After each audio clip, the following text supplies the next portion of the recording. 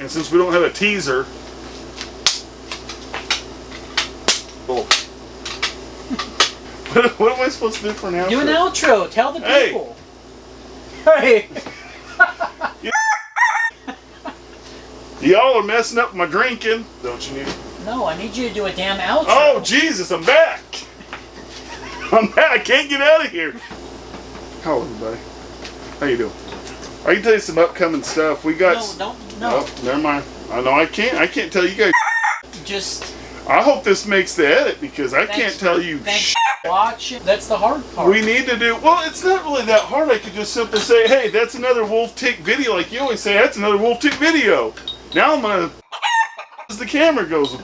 or as I fade to black, you know?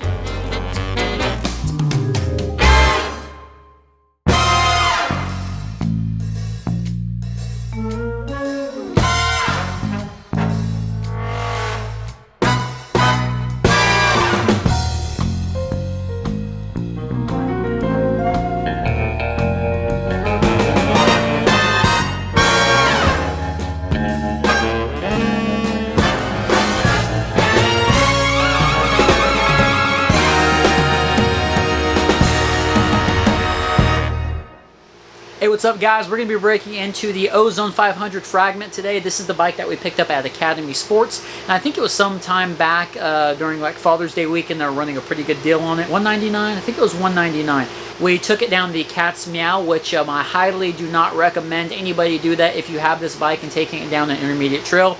You've seen what that was all about. It went bad on the review video of it. So all that being said, the Cat's Meow didn't go good. I'm looking to get revenge on the Cat's Meow with this stage 1 upgrade. We're going to lighten this bike up. And we're going to do a little weight after the video to see exactly how much weight we lost. And maybe this guy will be a little bit better in climbing with those big old wheels. Alright, first thing we're doing to the Fragment. IXF crankset. I'm a big believer in the IXF crankset. It comes with both crank arms and a hollow bottom bracket. And it's one of those upgrades that really lightens the bike and just simplifies it so much. Snail oval chainring on there, and that's another thing I'm a big believer in, is the oval chainrings. So if you guys remember what we did in the Shiki video, we changed that one to a 1x as well, and we got rid of those god-awful twist shifters. So what we're doing tonight is we're going to be installing a new Shimano shift lever. We're going to be putting that on the Fragment. We're going to be changing to some top cabin grips. These are some lock-on grips. We'll show them a little close up here in a little bit. We have a new stem, a Highland stem, and remember, all the stuff that we're breaking out today is all budget. And I can't think of the prices on the top of my head, so make sure you guys look in the description, like I keep saying, for some of our affiliate links. You can find this down there. And last but not least, we have some Jessica handlebars. We can get that all in frame. The Jessica handlebars I put on my GT Aggressor Pro, I love them. They're 760 millimeters wide, and that will really help out with these terrible handlebars, and hopefully I don't have any big old issues with them anymore. But the 760 should really handle well with these 29-inch wheels. So let's go ahead and get to it, I guess.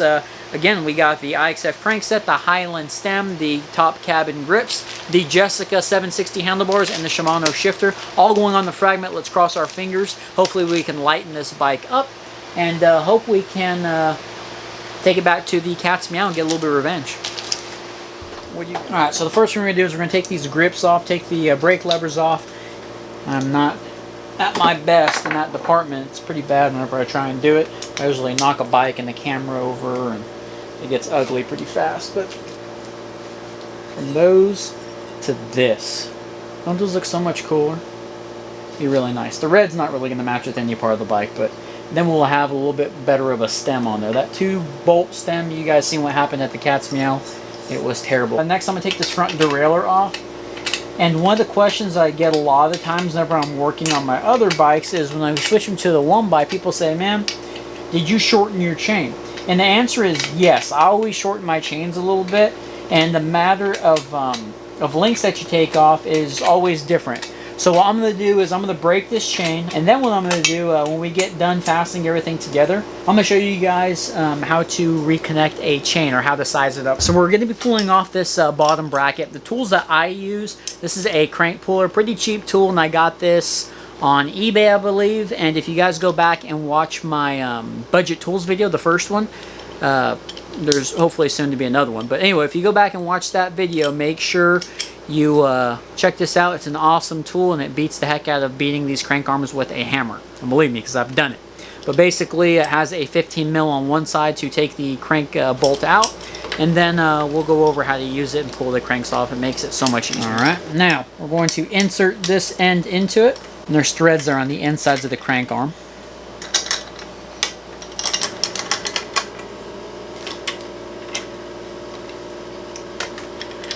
Okay, and off just like that. Alright, so I got the crank arms off there, and this is not the proper tool, but I'm going to take a monkey wrench to it and undo it, and take the bottom bracket out. These bottom brackets are terrible. They've got like 8 ball bearings in there, so this IXF crankset not only is going to lighten this bike up, but it's going to be a tremendous upgrade. That's all it is, just like the Nishiki, a piece of steel with 1, 2, 3, 4, 5, yeah, an 8 ball bearing design set inside of an end cap. That's pretty bad, but that's all it is there. So okay, so while we're down here, let's go ahead and take the kickstand off. Let's put the right side in there first so we can see if it fits. I'm going to grease it up first. That's a good fit. I'm going to put one spacer on this side, because everybody's going to have a cow if I don't. I'm going to stick that on there. We're not going to tighten it down yet. So I just want to get it kind of snug with my hand. Now we're going to go on the other side.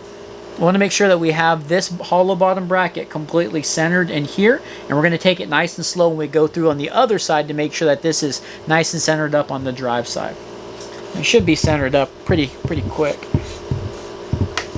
Alright, so we're going to tighten up the bottom bracket now. And this is a bottom bracket tool. Okay, shaft is greased up. I know it's probably not the technical name for it, a shaft, but that's what we're going to call it on Wolfstick videos. Last time I did this, I popped the other side out. I pulled the innards out. We don't want to pull the innards out. We just want it to seat nice and slow. Almost a little too fast. Alright, then I'm going to push that through. You can see there it's clearing.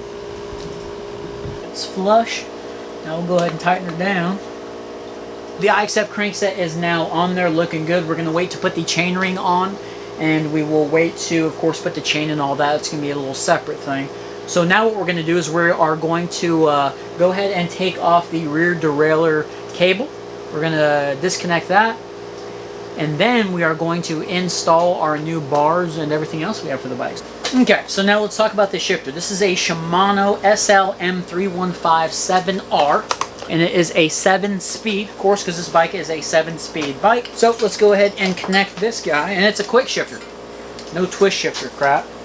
Oh, there's even a window. Look at that. These grips that we're putting on here, they are Top Cabin brand. My dad picked them up, and I think they were 12 bucks or 13 bucks, and they have pretty neat little ends that have rubber. Grips feel excellent. I mean, really good. Maybe I should have listened to my dad and put them on my GT Aggressor Pro. God, those feel good. Alright, so we're going to put the Snail oval chainring on there. Now, I did put the spacer on the IXF crankset down there on the bottom bracket. But here's the 32 tooth oval. And you guys see the arrow there? We want to make that arrow go with the crank arm. And this IXF crankset, it does come with hardware. As you can see here, it comes with an end cap, a little tool to tighten the end cap, and then the nuts and everything to tighten up the chainring on there. So we've got a dilemma on the crankset. Nothing that is not fixable. But they sent 2 ends. If you can see that there. I got 3 sets, and the other set is backwards. So that's quality control. China needs to really watch their stuff on that. So you can see it here. There's only 3 of them on there. But what we'll do is I'll probably borrow it off of another bike and contact the company and see if I can get another one in here. So it shouldn't be an issue. But let's go ahead and resize that chain, and I'm going to show you guys how I resize them. Alright, so the first thing we're going to do is we're going to route the chain. We don't want to go through the derailleur just yet. Put it around your largest cog on the back, and then of course go around your chain ring. Now we are going to touch links together. Off of that, we're going to count 4 links down. 1, 2, 3, 4. So there's the 4th link. I'm going to keep that link in my hands. I'm going to get my chain breaker, and I'm going to break it right there. So I want to break that portion of the chain like we went over earlier. Alright, now that we broke your chain, now you want to reroute it through your derailleur. Alright, so you get your little, whatever you decide to use, hanger, maybe you have this tool, your shoelace, and we're going to get our quick connect. We're going to put it through one side, and put the other side through.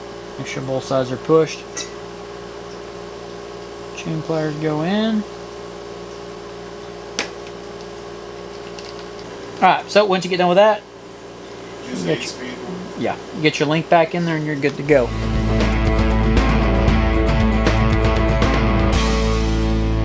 One at a time? Yeah, one more time. Hang on, that didn't go. Okay. Okay. That's up to 50 now. Okay. Okay. And back down. Fast or slow? Fast. Okay. And hit that brake. All right. Well, it went perfect. Just a tiny bit of adjusting back here. It was kind of funky on that top. Ozone pedals. First upgrade. One of my first upgrades on the GT Aggressor Pro. So this has been another Wolf Tick video. And if you're still watching at this point, then you obviously don't suffer from ADHD. He wouldn't have made it halfway through the video. I don't know, at this point I think I would have checked out. But we appreciate y'all for sticking around. Click on affiliate links below. There'll be some affiliate links for some of the stuff on the bike. If you want to see me drink a cup of coffee and annoy your mind while he's working on something, then please go down the description below, buy us a cup of coffee, and then I'll sit there and annoy Jeremiah as he's working on something and really get under his skin, which, let's face it, everyone enjoys that. Make sure you stay tuned for the Bike wash video. bike wash Did a video. bike wash video, a budget, what all you can put together for a bike wash, and then we're actually looking at, in the future, possibly coming out with a cheap tool bag and gear that one of our subscribers mentioned. Ride that your we damn can, bike. ride your damn bike mentioned, that we can actually go out and put something together. Something that I use on my bike or something I take on the trails. Basically like a little care package, what you bring out in the trails and of course budget. So. Alright. What he said. Yeah.